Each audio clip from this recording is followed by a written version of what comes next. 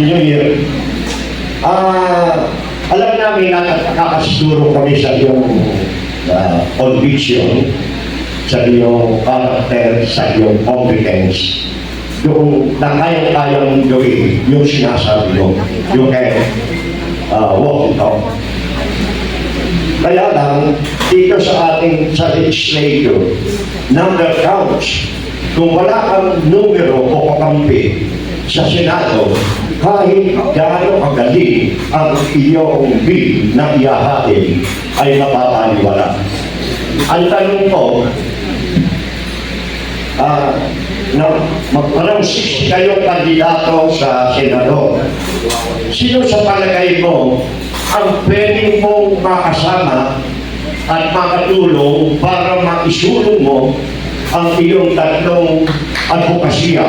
Una-una yung anti-corruption, pangalawa ay yung good governance, at saka yung pangatlo yung tax. Kung pwede mo sa I can work with anybody in the Senate. At tama yun, ang pagpapasa ng batas ay kinakailangan mo ng critical collaboration with your fellow lawmakers. And I am willing to work with them kung sino yung ating makakasama na pareho yung direksyon tungo sa good governance. Pareho yung ating direksyon doon sa war on corruption. Willing ako makipagtrabaho sa kanila. Bakit? Alam naman ninyo na tayo ay kumakandidatong independent, hakbang ng maisog, kung sino ang sa tingin ninyo na tulad natin dito sa ating samahan na maisog, tulungan ninyo. But I don't think it's for me to say sino yung ating gustong makasama sa Senado, because that will be too presumptuous of me, sapagkat at kung hindi man uncalled for, dahil ako ay katulad nila ay kapwa kandidato. So I will leave it to you kung sino yung sa tingin ninyo na dapat namin makasama na maisog din sa Senado. Okay, Attorney, talagang patuloy ang pagdagsa ng ating mga kapatali ngayong hapon na ito. Acknowledge po natin the presence of DevSolid Group. Ang kanila pong founder ay si Mr. Arsenio Manayag. Palakpakan po natin. Nandito rin po ang middle force and women and business sector from different cities and districts. Yan po ay pinapangunahan, walang ibang kundi Tita Chuchi Villar. Palakpakan po natin. At ngayon naman po, ang susunod na magtatanong, si kasamang Ferdinand. Hindi po siya Marcos, pero siya po ay Ferdinand Duterte. Palakpakan po natin. Duterte supporter, pero hindi Duterte ang pilido. Ferdinand ang pangalan niya. Pwede mag-jailan. Magandang natin po sa ating lahat na mga maisog. Maisog! Duterte! Mamaya na to. Tanong po muna po aming senator ka na namin. Dahil alam namin na malaki magagawa mo papunta sa pagbabago. Tunay na pagbabago. Attorney Vic, Senator Vic Rodriguez, ang tanong ko po, kapag kayo po ay nagtagumpay sa inyong hangarin na magserbisyo para sa mga Pilipino at sa ating bayan, ako po ay leader ng OFW at uwang na po sa isang tunay na pagbabago para sa sektor ng mga OFW. Ang tanong ko po, dahil hindi napanggit kanina ang usaping OFW, napalasak na po ang problema. Ano po ang inyong magagawa sa sektor ng OFW? Dahil hindi sa kaalaman ng ating mga kasamahan, ako po ay biktima rin po ng manipulasyon dahil ako po ay 2 beses naging opositor sa laban ng Department of Migrant Worker na maglagay ng aming sekretaryo sa Department of Migrant Worker. Opositor po ako at gumano po ako sa hearing nung i-appoint po si Secretary Susan Ope, rest in peace. Ako po ay opositor. Hindi po nila ako pinagsalita nung panahon nung kay Susan Ope. Bagamat karapatan ko dahil ako po ay 21 years po na naging OFW. Bilang isang leader, karapatan ko pong salain at usisain ang magiging sekretaryo ng aming sektor ng Department of Migrant Worker. In hindi po ako pinagbigyan mga pagsalita. Bagkos, inappoint po without na hindi ako nakapagsalita doon sa deliberation hearing. At na-appoint po ito ni Pangulong BBM. Pangalawa, nung mamatay po si Secretary Susan Oble, nagkalang po, nag-appoint ulit ng bago. Ito po sa katauhan ni Secretary Hans Leo Carta.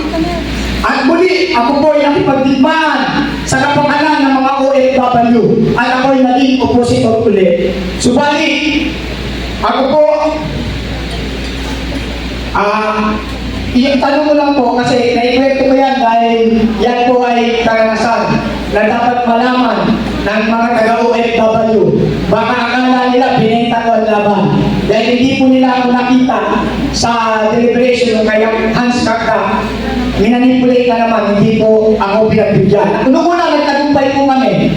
Hindi po na-appoint si Secretary Carta at sa pangalawang pagkakataon, nire-appoint ulit ng ating Pangulong BBM na supposed to be dapat pinakinggan ang sektor ng OFW. Ngayon, pinakinggan ko lamang po yan Senator Vic Rodriguez dahil ano po ang magagawa nyo sa usapin ng Department of Migrant Worker para po magkaroon na po ng isang tunay na pagbabago ang sektor ng OFW kapag kayo po ay nahalal. Maraming salamat sa iyong malasakit sa mga kasamahan mo na overseas Filipino workers and migrants. Malaki ang nagiging ambag ng OFW, kaya nga sila yung tinatawag na bagong bayani. In fact, this year alone, I think they will surpass the amount of remittance that they have sent sa kanilang mga kababayan dito. Kung ikukumpara ng 2023, sa tingin ko, aangat ito ng higit kesa doon sa total na naipadala ng ating mga kababayan OFW ng 2023 kung iahambing ng 2024. Napapansin din ninyo na sa kabila ng mahina ang ating ekonomiya, compared to doon sa propaganda ng gobyerno na gumaganda raw ang ating ekonomiya, nararamdaman niyo ba? So makikita natin kung hindi dahil sa remittances ng OFW, higit nadadaos-dos ang halaga ng piso kontra dolyar. At ang isang lumalabas na usapin sa aking pakikipagharap sa mga OFW sa iba't ibang panig, galing po ako ng Kuwait, galing po ako ng Hong Kong, galing ako ng Japan, at yung iba naman nakakausap ko online, ang isang pagbigyan natin pagtuunan ng pansin. Maraming problema ang OFW at migrants, and there is no single bullet that will cure or kill all the problems affecting the OFW, the migrants and their families. Ang isang lumalabas na dapat sa tingin ko worth pursuing, paano na raw ang buhay nila pagkatapos ng kanilang productive years as OFW. Baka naman doon pwedeng magkaroon ng sariling pension o pension fund ang mga OFW. Para nang sa ganoon, pagkatapos na yung kanilang productive years ng pagkita ng dolyar, pagpapadala ng dolyar sa kanilang pamilya na nakikinabang din naman ang ating ekonomiya, eh meron sila matatakbuhan o meron sila mapupuntahan pag nagsara na yung gripo ng kanilang income. So yun, titingnan natin kung posibilidad ba yun at kung ano yung legal issue o infirmity na kakaharapin ito. But it's a sound idea coming no less from our OFW. At walang makakaalam ng problema sa loobing damdamin at pag-iisip ng OFW kung hindi kayong mga kagaya ninyo ng OFW. Pakikigyan natin sila at bibigyan kayo ng sapat na transparency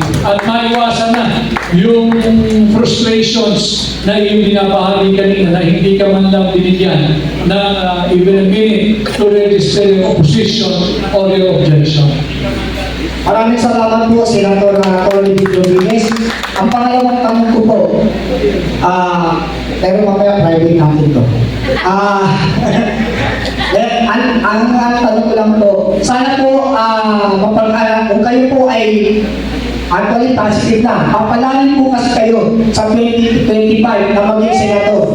Dahil ang sektor ng OFW po ay susuporta sa inyo. At bilang leader po ako, tutulong din po ako sa inyo ng libre na ipahayag na kayo ang isa sa karapat-dapat na mailagay sa Senado. Dahil ang tunay ng pagpapago ay nasa mga bago.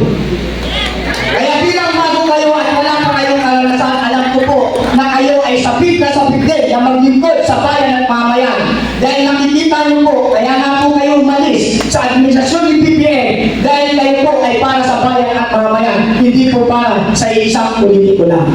Ngayon, ang pangalawang tanong ko po, Senator Atty. Vic Rodriguez, ano po ang magagawa ninyo? Sana po ito'y matutulan din. Dahil ang mga oligarkong negosyante ay masyado na tayong inaabuso. Tulad nga po sa tubig at sa kuryente natin. Tuloy-tuloy ang pagtaas. Kahit hindi sila nalulugi, tumataas, lalo na sa usapin ng tubig. Ang tubig po, natural resources na hindi dapat nila ginagamit na negosyo, dapat hapag yan. Pero mamaya na lang po ito. Pero ano nga po ang magagawa ninyo sa usapin ng tungkol sa mga negosyante abusado na ang tinatamaan kami mga maralitang Pilipino? Gagawin lang po natin yung ginawa ni Pangulong Duterte noong kanyang kapanahunan. Alam mo ninyo, yung mga tinatawag nating oligarko, hindi naman talaga sila sadyang masama o salot ng lipunan. Kaya kausapin lang yan na huwag naman pahirapan yung sambayan ng Pilipino, lalo na yung mahihirap. Dahil yung mga oligarko, they are also contributing a lot to our economy. Dapat ang usapan para objektibo yung ating pananaw, ilagay natin sa tamang konteksto. Magkakalaban lang natin yung mga oligarko kung sila ay pagsasamantalahan na ang ordinaryong Pilipino. Pero yung oligarko mismo, katulong din naman natin sila. Nagbibigay sila ng empleo, nagbibigay sila ng investment, nagbabayad sila ng buwis.